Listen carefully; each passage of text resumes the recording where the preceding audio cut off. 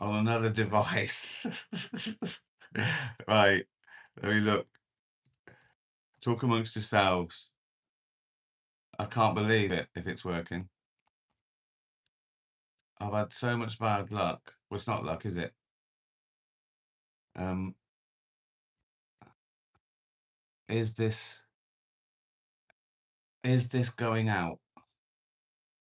Uh,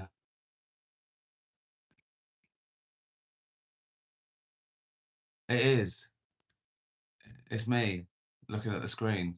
It's working. Yay! Brilliant. Happy Sunday, everyone. Oh my God. I got some questions in advance because you know I can't read. It's so fast. There's so many of you. That's lovely. Thank you. Here we go. Good. From Newfoundland.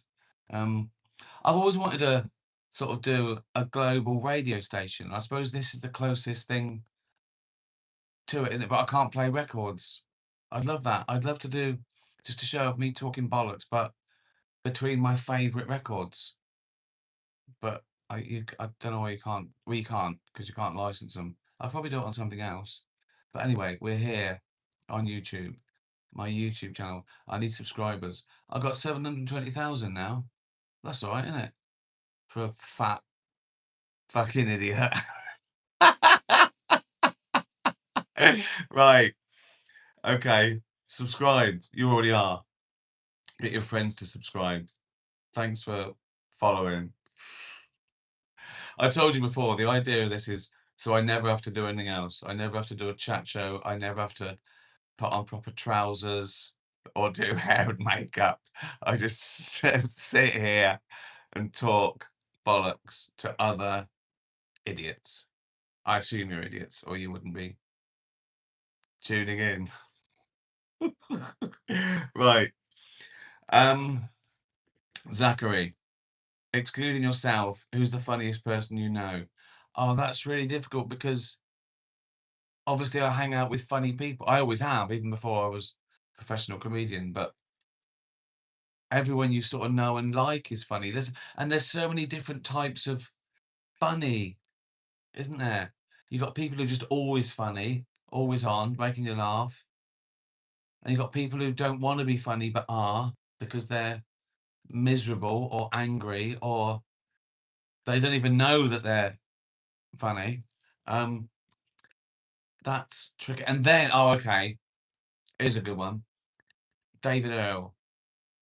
Um, because privately he's just nice and normal and interesting and interested and funny. It's a nice guy.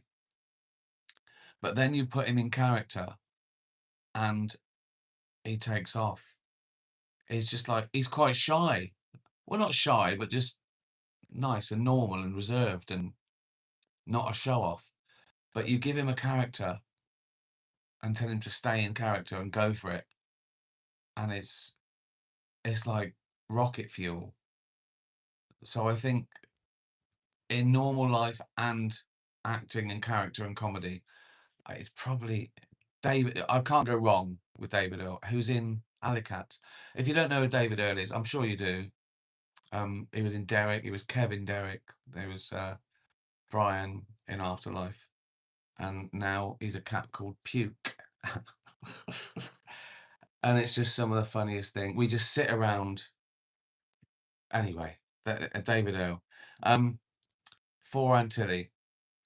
In an alternate universe, you get the chance to appear in an episode of Porridge, Faulty Towers, or The Good Life. Oh my God. Which would you choose and why? Oh, it'd be great to choose The Good Life because it's still going and I still watch it when it's on Christmas or, oh, um, not an out and out comedy, just nice. Just like putting on a pair of slippers and having a cocoa. It's great. Porridge. Just amazing. It would have to be Fawlty Towers because I think it's the best British sitcom of all time. And there was only 12. It was just, it's so iconic. Fawlty Towers. Gonzo the Cat. Dear Uncle. That's fine. That's normal. Um, I'm very excited about alley cats. Of course you are. You're a cat. I've been waiting 2 years, which is a really long time in cat years, so I might explode soon. It might help if I could watch a trailer. So I wondered when there might be a trailer coming out soon. Soonish. So hold on. So it's less than 12 weeks away, and the trailer will be out like a month or more before. So I don't know. A few more weeks, Gonzo. 4, 5, 6 weeks. We finished the trailer. It's great. I hope it sums up. It's so hard what to put out there, what bits to hide and what bits to show, and make sure it's really representative. Because you don't want to fool people. You don't want to pretend it's about something else because that's more populist, and then people get it and go, "Whoa, that's I didn't like that." And you don't want to give away jokes, even if they're the best jokes in the show. It's really hard. It's a real skill to putting out a trailer. So but whether you like the trailer or not, watch the trailer's not as good as the series, obviously. Trailer's 2 minutes and shows you snippets, but the series you really get into it. You really get into loving these cats and following these cats, their journey, their personality. Um, yeah, yeah. Diane, a genie gives you 3 wishes. Oh God, what are they? Um, right. And this is the first thing I thought of, which people think are weird, but hear me out, right? I thought of another one, which is more normal. Well, I say it's more normal. The second one I thought of was what I wish I could fly. I think all the things you could wish. The first one I thought of was, I hope I die in my sleep. So, and I thought, well, most people think, well, why do you want to die at all? You could ask to live forever. Wouldn't want that. Everyone you know dies. And if you stay the same, you don't know what's going to happen. I think the world's going to be a terrible fucking place in 100 years. Die in my sleep, not know about it, never. Oh, what about, there's this one, yeah, I'll use 2 wishes up with stay absolutely as healthy as I am now, never get ill, and then die in my sleep when it's my time. Is that, I'll count that as 2. And fly. So if I've got another, like, whatever, 10, 20 years, I've got 20 years, right? And I'm sort of, I'm just flying around for 20 years and I just die in my sleep. What an amazing, what an amazing fucking life that would be. I'm sticking with it. That's a great idea. No regrets there. Um, I'd complain. I'd go, fucking hell, Jane, it's a bit windy out, isn't it? Flapping around. I can't. I love that. I wouldn't have to fly like that though, would I? I'd fly like Superman, just right on the ground. Imagine if you could fly, but it was as hard as it is for a bird. I just fucking eating all day to get enough energy, and then fucking hell, fuck me. I probably wouldn't. I go, I can't go out. I can't fly today, Jane. Fucking bad shoulders. Bad fucking shoulders. I'm going to bed. Dead. Fucking- oh God. Ash, if you're in charge of the country, this is even worse. If you're in charge of the country, what 3 rules would you implement? Oh, effective immediately. Oh, I mean, what a thankless task that would be. Um, first one I thought of, I don't know if this is important to some people, but I want everyone to know what free speech really is. You know, there's so much now that people think that free speech is you're free to say what you want as long as it doesn't offend anyone. Well, that's ridiculous because everything you say will offend someone. So it's a nonsense. You can't have that. So I'd want true freedom of speech. Uh, I think, oh, this country. I want it to be a truly secular country. Um, Because I think so. Freedom, freedom to religion, and freedom from religion. And secular doesn't mean you can't, um, you know, have your own religion. You can. In fact, it protects all religions equally. Uh, Summing up, secularism is a separation of church and state. That's all. So, in a nutshell, you'd say that secularism uh, says keep your religion in your heart and your home, not in schools and government. Keep government fair. Um, and I suppose freedom of speech would mean, obviously, there should be no such thing as blasphemy. Um, so that's two, isn't it? Free speech, secularism. And uh, basically it says, okay, someone says to you, my God says I can't do this. And we go, fine, don't do it. But when they say, oh, my God says you can't do this, we go, nah, fuck you. That's all it is, really. What free speech, secularism. Oh, all animal cruelty is a crime. You can't hurt an animal for any fucking reason. There's no loopholes. There's no, oh, I didn't know it had feelings, or I didn't. Yeah, there you go. It's a good three. I mean, I could have chosen a completely different three, and three, and it would be, that's so hard. That's why, because you can't implement a new rule. It's not that easy. There's 1,000 loopholes. That's why it takes so long. That's why law books are 1,000,000 pages long, because it takes a long time to get there. Imagine if the law was just a pamphlet, just like the Ten Commandments. You can't do this, this, this. You can do this, this. That'd be easy, wouldn't it? Um, Jules, what was it that made you go vegan, Ricky? Uh, I was always heading there, but I felt sort of a hypocrite that I was, you know, um, saving animals and also causing harm to them. A lot of people think they love animals, but then they have animals tortured for food.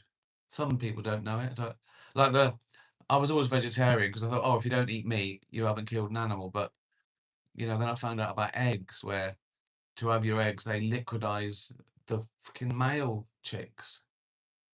It's horrible. Factory farming. I used when I ate chicken, I used to think, oh, it's free range. I found out that free range means they get like a square meter or something, as opposed to squished in a cage where they can't move. Dairy. Um, and it's been pretty easy. I thought I'd miss cheese, and I don't, because the more people who turn vegan, the better vegan food is. It's certainly the way forward. Um, but yeah, I suppose I felt hypocritical, really. Um, Not health reasons. Look at me. You can still be fat and vegan, right? I've said it before. I eat a lot of nuts. Uh, Gary, what ambitions for your career do you still have? I don't know that I do, and I don't know that I ever did. I always wanted to just get up and do what I wanted every day, and I still do that. You know, I'd say I'm not driven to do anything anymore, but then I don't think I ever was. I just got excited about the idea, and there's certain things you have to do to bring that to fruition.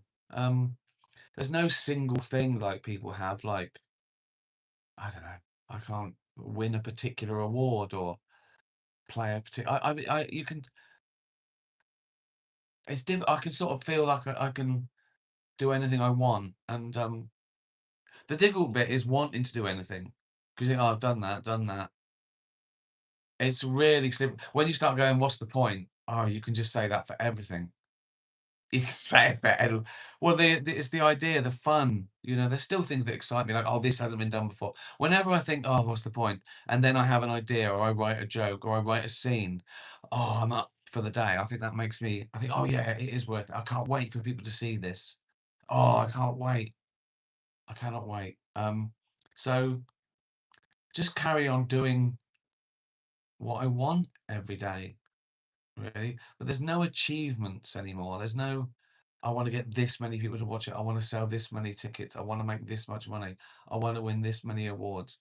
That that God, it's still nice. It's lovely. I love all those things. I love selling out the Hollywood Bowl. I love breaking a record. I love winning an award. But it's you, I don't even think about it until it happens. Um, so yeah, just carry on playing. It's playing, you know. Uh, Keena, what's your take on reality TV?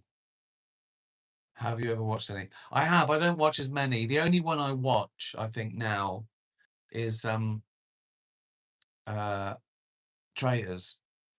Great format that. We used to play it.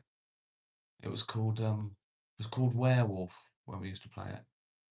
Um do I watch that? I don't watch that. I'm a Celebrity anymore. I don't watch Big Brother anymore. I don't watch any of those fake reality shows. I can't stand those docu. So I don't. So it's probably. But I used to. I used to watch them all. Um, no, I didn't never watch things like Love Island and Made in Chelsea and any of that. But uh, yeah, and it's sort of been good to me. It was sort of like a study. I use things like Big Brother and in extras, and Brent wanted to be famous because of docu-soaps. Uh, so I think I've got a lot out of them in a way. I can't give my time anymore. But I watched The Apprentice two. I watched two. I watched two reality game shows. What are they? Yeah, reality game shows. Um, Everyone's been asking if I'm going to bring back old shows like Derek or Afterlife or Extras. Generally, no. I think it's sort of done. People think they want a third series, but they don't really. Well, some you do, but it depends. I put all my eggs in sort of one basket, and I really sort of do it intensely for a couple of years, and I just think Alley Cats is the first one I can imagine going forever because of the way it's made. So there's like 8 of us in a room. We all got our little seats. We've all got the script that I've written, but it's a short script. It's probably 12 pages. It's like the plot and a few scenes that they argue about, a few observations that they argue about. We go through that and we nail it, right? In character, obviously. And then we go through it again and we go off on tangents. And I might go, okay, ask him that question. Or you ask her that question instead. Right. Okay, come up with something else. I'm gonna ask you that again. Come up with something completely different. And then you just get into the flow, and then people butt in. Sometimes we laugh and sometimes we leave it in, like the cats are having a laugh. So there's nothing quite like it. There's nothing as real. And animation's not usually done like that. It's usually done all separately in a booth. You often never. I've done loads of animations. I've done 5 to 10 films or series, and I've always been by myself in the booth, fitting in with. Sometimes I'm the first to film it. Sometimes I'm the last to film it. So you have to fit in. There's nothing when it just. It's like a cross between a podcast, mates in the pub, um, classic sitcom like I don't know, Only Fools and Horses or something, and then there's a bit of drama. There's a bit of there's a bit of Orwell in there. You know, 2 legs bad, 4 legs good. It's There's a bit of everything, but it came out great. And you get so much to crunch it down. Often you've got to use everything you do. You go to the script and filming's so expensive. But here, that's the easy bit. We get like 60, 70 minutes per episode to crunch down to 15 minutes. So yeah, I think we could do that forever. Well, I say forever. I've got 20 years of flying around, recording alley cats, and then dying in my sleep. Oh, what a great life. What a great life. Um, is that it? I thought I had some more. Oh yeah. Oh, I jumped. Um, uh, Pete, when you were writing The Office, did you already have the actors in mind for the characters? No, because I didn't know any. So I'd met a couple. I'd met Martin on a chat on a sketch show called Bruiser, so I got him in. I'd met Mackenzie on the 11 o'clock show, so I got him. But I didn't know, and that was after it was written as well. So the answer is no. And now I do. Now I know people. I go, oh, it's perfect. So it's so much easier and better, I think, for the creative process. If you know who you're writing for, it sort of elevates it a bit. Um, Lauren, will alley cats make me cry? Yeah, once every episode or two, maybe. There's some because only if you really love the cats. That was the idea, that you love these cats so much you don't want anything to happen to them. You care for them. So in a nice way, it's a nice cry. There's some lovely moments. Um, Rachel, have you ever suffered with crippling anxiety? And if yes, how did you navigate it? I must say I haven't. I've heard what that's like and I've seen it, and I haven't suffered certainly anything crippling. I mean, everyone gets anxiety. So, oh, you get a bit nervous here, or you're not looking forward to something like the fucking dentist. But no, I've got a little bit of anxiety for everything. Everything, you know, I think probably normal, probably less than average, if anything, because I think, oh, doesn't matter, who cares? But yeah, uh, you know, maybe it's worse as I get older. I don't know. It should go the other way, shouldn't it? But I think you don't you lose your nerve after 30. If you haven't, isn't it? If you haven't bungee jumped by 30, you probably never will. So if you think that life is your bungee jump, um, you lose your nerve a little bit. But no, I've never what you call suffered from it, and it's never been crippling. No, I'm too lazy. If I don't want to do something, I go, I'm not doing it. I try and rule out going, oh, why did I say yes to that? Oh, well, get me out of this. I know how awful that is. So I tend to, if Rubber comes in, oh, I got a great thing that you could do. It's a real challenge. Do I have to get up off the couch? Well, yeah. No, then. No. um, right. Last one. Josh, you said you play a fat, lazy, rude, opinionated cat who's not as smart or brave as he thinks he is. Um, how much of that character is just you with fur and fangs? Lots of it.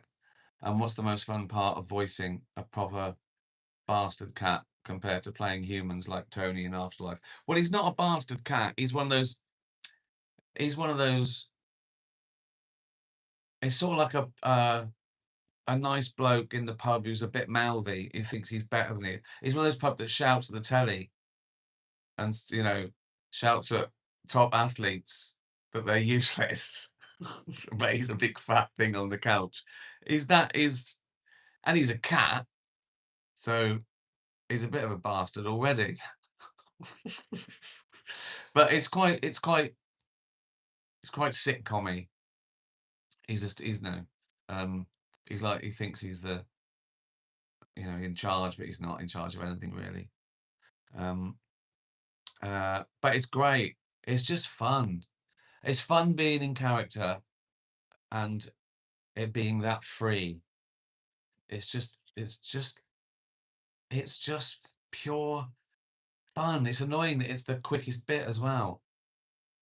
You know, we do an episode in a couple of hours, and then that couple of hours gets crunched down over weeks, and then the animation takes like, I don't know, 6 to 8 months. So we've done our bit. We can't wait to do it again. We just can't wait to record the next thing. It's the most fun bit, I think. Um, uh, well, there you go. Have I answered everyone's?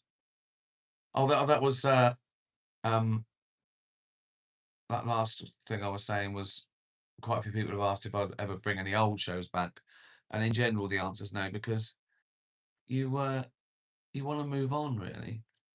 You just want to move on. I like a new thing. And even the new thing, you want it to evolve and change. That's what keeps you motivated. If someone said you've got to do this great thing, but it's the same, that's why I couldn't do a play. However good that play is, I just couldn't do it every night. Oh God, that's when I go, get me out of this. Oh, I was offered a play, right? Really good, really good. But it hasn't happened yet. And I got out of it because I suddenly thought, I don't think I could do this, but I don't think I could do it for 3 weeks, let alone 3 months. Yeah, I haven't got that sort of brain. I'm easily bored. Just fly off. Um, well, that worked. It wasn't very good, but it worked, didn't it? So please subscribe if you haven't already, and subscribe to dutchbarn.com as well. We've got a few little exciting things coming out um, with Dutch Barn. Alicat, a couple of months away. Um, my tour, my next tour. What am I in? I'm about 24 to 28 warm-ups in. It's halfway there, I'd say. I've got to do 40 minutes tomorrow. I'm down to 2 chums. What I do is I try and do an hour. So it starts off with 3 people doing 10 minutes each. And I fill in, or more, 15 minutes each. And I do, a few minutes for each. And then drop them to 12 minutes, then drop them to 10. And now we've dropped them to 2 people doing 10. So I've got to do 40 minutes tomorrow and the next day. And you just gradually grow it. And I'm hoping to get it on sale and on tour in proper theatres and arenas by October. Oh, I've got all the things through. Oh, it's so much. God, that's the next thing. I just do my stand-up show on air every week. Oh God. Right. We did it. Well done, everyone. Thanks very much. Have a lovely evening. Have a lovely week. Be nice to animals. Subscribe to dutchbarn.com. Enjoy life. Have fun. Write something. Make something. Be kind to animals.